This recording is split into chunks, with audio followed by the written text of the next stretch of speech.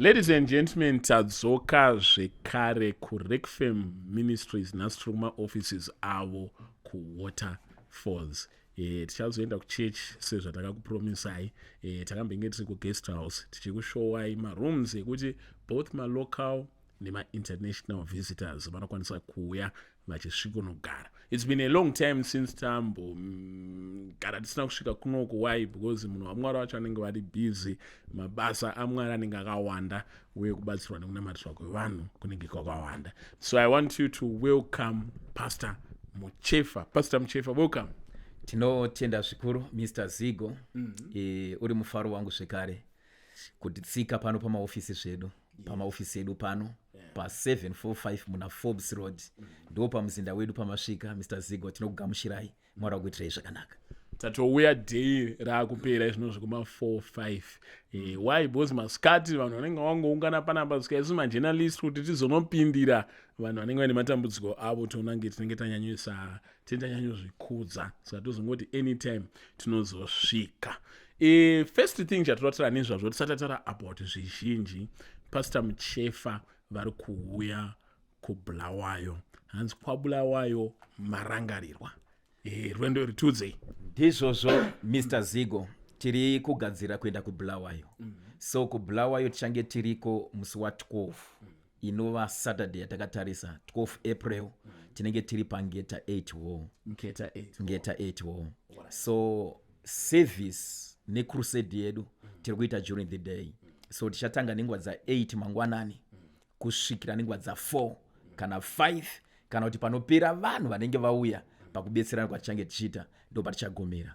So kutanga na8 kusvikira na4 tinenge tiri pangeta 8 wall. Regai ningotaura ndichiti it's not our first time kuenda kungeta 8.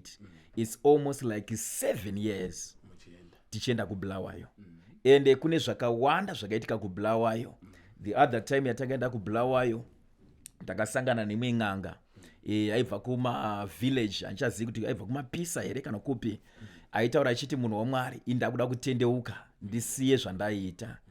Akauya pajekerere vanhu nezvinhu zvake zvaishandisa, tikakwanisa kuzvipisa. Munhu akatotendeuka akatanga kunamata uMwari. Handizvo zvega, ndine mumwe futi murume ari kuBulawayo ane maservice station. Musati masvika pamaservice station, pamunopisa zvinhu zven'anga inenge yakwamuri, hamutyi here kuti zvinhu zviya zvinozokuwirai zvikakubackfirai? Because n'anga dzine simba ndiri unyema muna Mwari. Hakuna rimwe simba rinopfuura simba raMwari. So hakuna chatinofanira kutya. Ende ndo basa racho ratiri kuita sevanhu vaMwari. Vanhu vanouya nematambudziko akasiyana-siyana tinogona kutaura yekuBulawayo iyoyo, but ipo pamauya pamuzinda panapa tine zvinhu zvakawanda zvevanhu zvatapisa.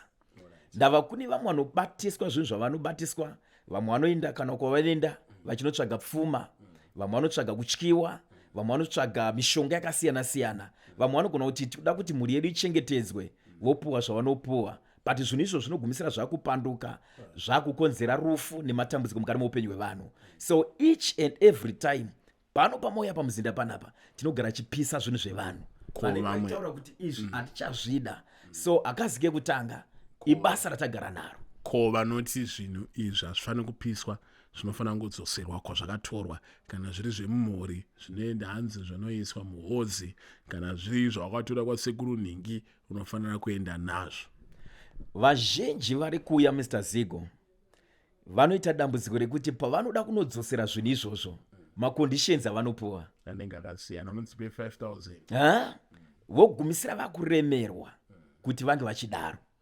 But munhu angatambudziki, isu tiripo. No matter zvakamira sei, tinotaura kuti uya nezvinhu izvozvo wakabatiswa, tozviparadza, tonamatawo newe, wotendeuka, wotangawo kunamata Mwari. Ndiri kupaona manga makutiudza imwe testimony yekuBulawayo. Testimony yekuBulawayo yemurume ane maservice station, basa rake ranga radzikira. But last time yatakaita akanga arimira pamberi pavanhu achipawo testimony yake achiti munhu waMwari, maservice station angu akudini akufamba. Ndogara ichitaura ndichiti kune mhepo dziri kutambudza vanhu, mhepo dzinobata mamarriage, mhepo dzinobata mabasa vanhu vanoshereketerwa mumisha nenzira dzakasiyana-siyana.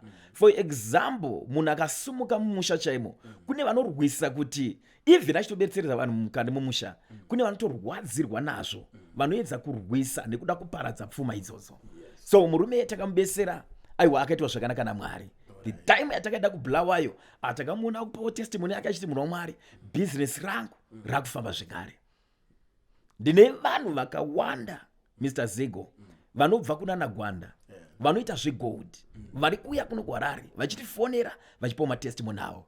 So Bulawayo ya taienda kwenguva yakareba, ende ine matestimony ekuti hatikwanisi kuataura ese tikapedza, but tiri kutaura kuti Bulawayo ngaive ready. Ndava tiri kuuya musi wa12, regani kutaura kuti mazuva mashoma iwaya tinenge tiri pangeta 8 chinamata nevanhu. Ko mune maplans here kuti vamwe kuBulawayo vanenge vachiti munhu waMwari tirongovaona after kana 3 or 4 months, tirongovaona after chi, mune maplans here kuti muzoisa Rekfem Ministries kuBulawayo? Bulawayo tagara tine branch ririko. Every Sunday vanhu vari kupinda church panonzi paMagwegwe Youth Club. Tina mufundisi zvekare vari kuBulawayo, varogara kuBulawayo. So Bulawayo agara ine branch, Chinhoyi agara ine branch, Mutare agara ine branch. Tine nzvimbo dzakasiyana-siyana dzine mabranches atakavhura kune vafundisi vanenge vachinamata nevanhu every Sunday. Saka chechi yakura kai? Chechi iri kukura, ende hatisi kugumira ipapo. Ndanga ndiri kuChinhoyi tane 2 weeks tabva ukoko. Tanga tine crusade paCooksville paya. Tina mufundisi variko, tine vatendi variko zvekare. But kune chiitiko 40 chakaitika kuChinhoyi. Chemurume akauya kuno kuHarare wekuBanget. Vairwisana nyaya yemunda. So vachirwisana nyaya yemunda, pakatanga kunaya mvura paya, umwe wairwisana naye achida kumutorera munda akataura kuti rain season hausi kuzorarama, ndiri kukutumira mheni. Vauya kuno kuburikidza nemaprograms eparedhiyo, takavanamatira. Patakaenda kuCooksville ipo paChinhoyi apa, vaitaura chiti munhu waMwari pamakatinamatira paya, mheni yakatumirwa zvechokwadi. But mheni iyo yakadzokera ikanorova muti wemunhu aindirwisa, muti ukaoma ukadzurika. Vakange vari paChinhoyi Cooksville mavhiki mairi atabva vakaona family iyo vachipa testimony yavo vachiti munhu waMwari, minamato yenyu iya yakaterwera. Alright, ska imapa mamaita munamato we go back to sender. Wanga uri back to sender uyu. Unoshanda sei? Munamato we back to sender zvatinoita ndewokuti kana kuine munhu ari kushereketa, ari kubata-bata, mungave mumusha, pabasa kana kuti papi, otherwise tinotaura kuti ngazvidzokere zvinobata muridzi wazvo. Ndava unoona kuti vanhu vari kurwiswa ava havana kumbotadzira vanhu. Kune vamwe vari kungorwiswa even usinotadzira munhu, but pane mumwe anongoita godo kuti warorerwei, waitirei chino, kana kuti uri kuraramira upenyu hwakadai. Ndo zvatinotaura kuti iye akabata ari kurwisa zvinofanira kudzokera kumuridzi wazvo. Ndikupaona asi varoyi vachiri kwene. Ndakaona anatinashe mutarisi vachiti guna varoyi vakazara. Kana usati wasangana nazvo zvidhoma, zvikwambo, varoyi vakawandisa. Akamauya panapa nhasi, iyo vhiki handina 2 weeks, ndine mumwe mukadzi akauya panapa ane 2 vana, 2, kamwe kacho kari grade 7, I think kamwe kacho kane kuma grade 4 or so. Vaitaura chiti munhu waMwari, inini nevana vangu tinoroya, but handichazvida ba. Inini nevana vangu? Vana vangu tuvana turi grade 7 nekamwe kari kuma grade 4 vakatopinzwa muuroyi naamai. So rega nditaure Mr. Zigo ndichiti uroyi uri pakawanda. Kune varoyi vanomuka usiku, vamakakura muchinzwa vaya vekuti vanodya nyama dzevana ava, vanomuka usiku vachivhiringidza vanhu usiku vaya. Kozoya humwe uroyi unotarisirwa pasi nevanhu, wemunhu anenge akaromba mumusha, oshandisa vanhu vachitwa vakadzi vezvikwambo, oshandisa vamwe vanhu zvokuti iye anogona kuita mari mumusha, but achishandisa vanhu vemumusha. Ndosaka uchizoona umwe munhu anotaura kuti ini ndoshanda zvisingaiti, but hakuna chinobuda. Umwe munhu vataura kuti ndinobata mari, but ndaibata handisi kuzoti mari yangu iri kufamba iri kufamba sei. Ndosaka achitaura kuti ipo patiri kutoenda kuBulawayo apa, tine anoinding oil yatinayo yatakati gona varoyi. Yekuti munhu wese ari kutaura kuti inini musha medu mutanetswa nevaroyi, aiwa tikutaura kuti paBulawayo ipapo unofanira kusangana neanoinding oil iyoyo. aiwa da kuti uzondiudza kuti zvii zvichaitika mukati meupenyu hwako. Ende tiri kuBulawayo maback to sender aiwa tichange tichiita. Ende akazike kutanga vanogara vachiuya kumacrusade iwa vanoziva zvinoitika. So tikutaura kuti Bulawayo be ready. Even pano pamuzinda wedu aiwa vanoenda paFacebook, vanoenda paYouTube, vanogara vachiona zvakasiyana-siyana. PaFacebook yakanzi Pastor H Muchefa official, neYouTube yakanzi Pastor H Muchefa. Aiwa tinenge tichipa ma-updates ezvinenge zvichiitika kuimba yaMwari. Right. Kona varoi iri riri kukwanisa kuwanikwa here nevanhu vasiri kuBulawayo vari muHarare vari kuda kuzoya kumaofisi kana kuchechi? Ndizvozvo ndosaka takavhura zuva rega rega pano. Every day tinenge tiri pano kutanga nenguva dza8 mangwanani kusvikira nenguva dzani dza5 kusvika nenguva dza5. aiwa tinenge tiri pano. Alright. Mafoni number ebasa ndine nhamba dzandinadzo. Yekutanga inoti 0772 526 189 0772 526 189 ne 0774 98 56 54. Iri Facebook page yedu inenge yakanzi Pastor H Muchefa official, neYouTube yakanzi Pastor H Muchefa. But tinogamushira munhu wese. Ndava munhu wese ndiwo taitiwa zvakanaka naMwari. Mashoko enyu amungade kuudza vana Zimbabwe ahead of this Bulawayo conference? Bulawayo crusade yataronga kuvagari vakatenderedza Bulawayo. Last time yatakaenda takaona umwe ibva kunana Botswana chaiko. Vaitaura chiti munhu waMwari kana mauya muBulawayo taapadhuze. So vakabva kunana Botswana. Vakabva kunana Binga.